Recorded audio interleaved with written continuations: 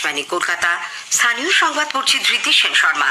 বিশেষ খবর হলো, রাজ্য সরকার অঙ্গনওয়াড়ি কেন্দ্রগুলির শূন্য পদে 35,000-এরও বেশি কর্মী ও সহায়িকা নিয়োগ করছে। রাজ্য বিধানসভায় বাজেট প্রস্তাব নিয়ে আজও আলোচনা চলবে। শাসক তৃণমূল কংগ্রেস বিরোধী দলনেতা শুভেন্দু অধিকারী সহ বিজেপির 5 বিধায়কের বিরুদ্ধে রাজ্য সঙ্গীত অবমাননার জন্য স্বাধিকার ভঙ্গের অভিযোগ এনেছে। রেশন দুর্নীতি মামলায় ইডি শেখ শাহজাহানকে আবারও তলবি নোটিশ জারি করেছে। বিজেপি সন্দেশখালীর ঘটনায় কেন্দ্রীয় স্বরাষ্ট্রমন্ত্রীর হস্তক্ষেপ দাবি করেছে। এদিকে সন্দেশখালীর পরিস্থিতি নিয়ন্ত্রণে বলে রাজ্য পুলিশের পাল্টা দাবি। ক্যাগের রিপোর্টে রাজ্যের বিরুদ্ধে বিভিন্ন কেন্দ্রীয় প্রকল্পের বরাদ্দ খরচের শংসাপত্র জমা না করার অভিযোগ রাজ্য সরকার খারিজ করে দিয়েছে। আইএসএল ফুটবলে আজ কলকাতার 2 দল ইস্টবেঙ্গল ও মোহনবাগান সুপার জায়ান্ট তাদের পরবর্তী ম্যাচ খেলতে মাঠে নামছে। ঘূর্ণাবর্তের প্রভাব কেটে যাওয়ায় উত্তরে বাতাস ভর করে রাজ্যে ফের শীতের আমেজ। কলকাতায় আজ সর্বনিম্ন তাপমাত্রা নেমেছে 14.6 ডিগ্রি সেলসিয়াসে। আসি বিস্তারিত খবরে। রাজ্য সরকার অঙ্গনওয়াড়ি কেন্দ্রগুলির শূন্য পদে 35,000-এর বেশি কর্মী ও সহায়িকা নিয়োগ করছে। কয়েকটি জেলায় ইতিমধ্যেই নিয়োগ প্রক্রিয়া শুরু হয়ে গেছে বলে নারী, শিশু ও সমাজ কল্যাণ দপ্তরের মন্ত্রী শশী পাঁজা গতকাল বিধানসভায় জানান। জেলা শাসকের নেতৃত্বে গঠিত বিশেষ এই কমিটি নিয়োগ প্রক্রিয়া সম্পন্ন করবে বলেও তিনি জানিয়েছেন। পরিসংখ্যান দিয়ে মন্ত্রী বলেন, রাজ্যে মোট 1,19,481টি অঙ্গনওয়াড়ি কেন্দ্র রয়েছে। প্রতি কেন্দ্রে একজন করে মহিলা কর্মী ও সহায়িকা থাকবেন। বর্তমানে 21,492 জন কর্মী ও 13,906টি সহায়িকার পদ শূন্য রয়েছে। প্রশ্নোত্তর পর্বে মন্ত্রী জানিয়েছেন, কেন্দ্রীয় সরকার নিয়ম কানুনে কিছু পরিবর্তন করায় এতদিন নিয়োগ প্রক্রিয়া সম্পন্ন করা যাচ্ছিল না। কর্মী ও সহায়িকা উভয় পদেই এখন আবেদনের জন্য ন্যূনতম শিক্ষাগত যোগ্যতা উচ্চ মাধ্যমিক পাস হিসেবে নির্ধারিত করা হয়েছে। এতদিন 8ম শ্রেণী উত্তীর্ণ হলেই সহায়িকা পদে আবেদন করা যেত। এছাড়া বয়স সীমাও কমিয়ে 18 থেকে 35 করা হয়েছে। উল্লেখ্য, অঙ্গনওয়াড়ি কেন্দ্রের খরচের 60 ভাগ দেয় কেন্দ্রীয় সরকার ও 40 ভাগ রাজ্য। রাজ্য বিধানসভায় বাজেট প্রস্তাব পেশের পর আজও আলোচনা চলবে। 2 ঘন্টা আলাপ আলোচনার পর অর্থমন্ত্রী তার জবাবি ভাষণ দেবেন। উল্লেখ্য, গতকাল অধিবেশনের দ্বিতীয়ার্ধে বাজেট প্রস্তাবের উপর 3 ঘন্টা আলোচনা হয়। শাসক ও বিরোধী দলের সদস্যরাই বাজেট প্রস্তাবের উপর আলোচনায় অংশ নেন। বিশিষ্ট অর্থনীতিবিদ, বালুরঘাটের বিজেপি বিধায়ক অশোক লাহিড়ী, শঙ্কর ঘোষ প্রমুখ বিজেপি বিধায়করা রাজ্য বাজেটকে অন্তঃসার শূন্য নির্বাচনী চমক আখ্যা দিয়ে এর তীব্র সমালোচনা করেন। এদিকে শোভনদেব চট্টোপাধ্যায়, দেবব্রত মজুমদার, হুমায়ুন কবিরের মতো সরকার পক্ষের বিধায়করা বাজেটের সমর্থনে বক্তব্য রাখেন। শাসক তৃণমূল কংগ্রেস বিরোধী দলনেতা শুভেন্দু অধিকারী সহ বিজেপির 5 বিধায়কের বিরুদ্ধে রাজ্য সঙ্গীতের অবমাননার জন্য স্বাধিকার ভঙ্গের অভিযোগ এনেছে। বাজেটের দিন বিধানসভায় জাতীয় ও রাজ্য সঙ্গীত গাওয়া নিয়ে যে ঘটনা ঘটেছিল তার প্রেক্ষিতে বিরোধী দলনেতার বিরুদ্ধে আনা এই স্বাধিকার ভঙ্গের অভিযোগ অধ্যক্ষ বিমান বন্দ্যোপাধ্যায় সংশ্লিষ্ট কমিটির কাছে পাঠাবেন। তিনি এই অভিযোগ পাওয়ার কথা জানিয়ে বলেছেন, তা খতিয়ে দেখে সিদ্ধান্ত নেওয়া হবে।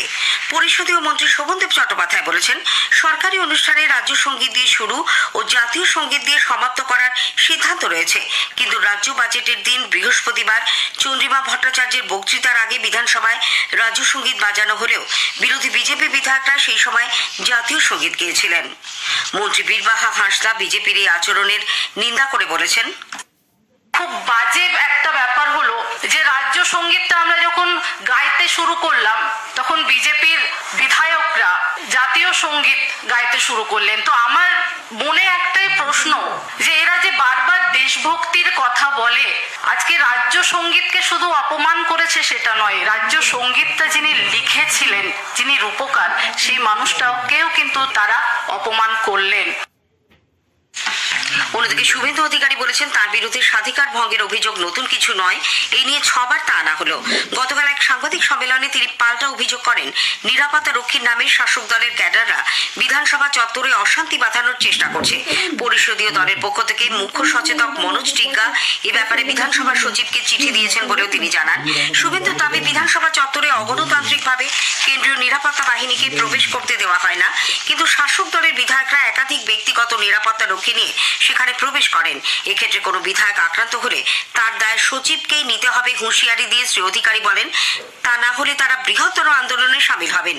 বিজেপির মহিলা বিধায়করাও এ ব্যাপারে হেয়ার স্ট্রিট থানায় অভিযোগ করবে বলে বিরোধী দলনেতা জানিয়েছেন। পুলিশ সেক্ষেত্রে কোনো ব্যবস্থা না নিলে তারা আদালতের দ্বারস্থ হবেন। অন্যদিকে রাজ্য বিধানসভায় বৃহস্পতিবার বাজেট প্রস্তাব পেশের পর মুখ্যমন্ত্রী মমতা ব্যানার্জির সাংবাদিক বৈঠক বানচাল করে দেওয়ার চেষ্টার অভিযোগে তৃণমূল পরিষদীয় দল গতকাল হেয়ার স্ট্রিট থানায় এফআইআর দায়ের করে। কারা ওই সাংবাদিক বৈঠক বাতিল করার চেষ্টা করেছিল পুলিশকে তাও তদন্ত করে দেখতে বলা হয়েছে। শুভেন্দু অধিকারী অবশ্য বলেছেন, রাজ্য সরকার যতই এফআইআর করুক তারা তাদের কাজ করে যাবেন। এর আগেও তাদের বিরুদ্ধে থানায় এফআইআর করা হয়েছিল। আগামী দিনেও যতই অভিযোগ দায়ের হোক তারা কোনো মতেই পিছপা হবে না। 12 সাল থেকে স্পিকার নিয়ম করেন বিধানসভার সেশন ছাড়া কেউ মিডিয়া সেন্টার ইউজ করতে পারবে না। আজকে সেশন চলার সময় মিডিয়া সেন্টারে তালা লাগিয়ে গণতন্ত্রের চতুর্থ স্তম্ভ সাংবাদিক এবং মিডিয়া তাদেরকে কণ্ঠরোধ করা হচ্ছে। গণতন্ত্রের পীঠস্থানে এই অগণতান্ত্রিক স্বৈরাচারী কাজ প্রমাণ করে এরা উত্তর কোরিয়ার শাসকের থেকেও ভয়ঙ্কর এবং সংকীর্ণ মানসিকতায় ভুগছেন। চা বাগানের শ্রমিকদের জমির মালিকানার দাবিতে বিজেপি পরিষদীয় দল গতকাল বিধানসভায় বিক্ষোভ দেখায়। চা বাগানের শ্রমিকদের পাট্টা দেওয়ার পরিবর্তে জমির মালিকানা দেওয়ার দাবিতে পরিষদীয় দল বিধানসভায় মুলতবি প্রস্তাব আনে। অধ্যক্ষ সেই প্রস্তাব পাঠ করতে দিলেও আলোচনার দাবি খারিজ করে দেন। এরপরেই বিজেপি বিধায়করা অধিবেশন কক্ষ থেকে ওয়াকআউট করেন। রাজ্য বাজেটে লক্ষ্মীর ভাণ্ডারের অনুদান বৃদ্ধির সিদ্ধান্তকে ঐতিহাসিক আখ্যা দিয়ে তৃণমূল কংগ্রেস রাজ্য জুড়ে প্রচারে নামছে। মহিলা তৃণমূল কংগ্রেস সভানেত্রী চন্দ্রিমা ভট্টাচার্যের নেতৃত্বে তৃণমূলের নারী ব্রিগেড আজ রাজ্যব্যাপী এই সিদ্ধান্ত উদযাপন করবে বলে জানানো হয়েছে। চন্দ্রিমা বলেন, কেন্দ্রীয় বঞ্চনার পরেও মহিলাদের জন্য রাজ্য সরকার যুগান্তকারী পদক্ষেপ করেছে, সেই জন্য মুখ্যমন্ত্রীকে ধন্যবাদ জানানো হবে। প্রতি জায়গায় গড়ে প্রায় 5,000 মহিলা কর্মী নিয়ে ব্লক ভিত্তিক মিটিং হবে। কলকাতার গোলপার্ক থেকে হাজরা পর্যন্ত বিকেল 3টে থেকে এক পদযাত্রার আয়োজন করা হয়েছে।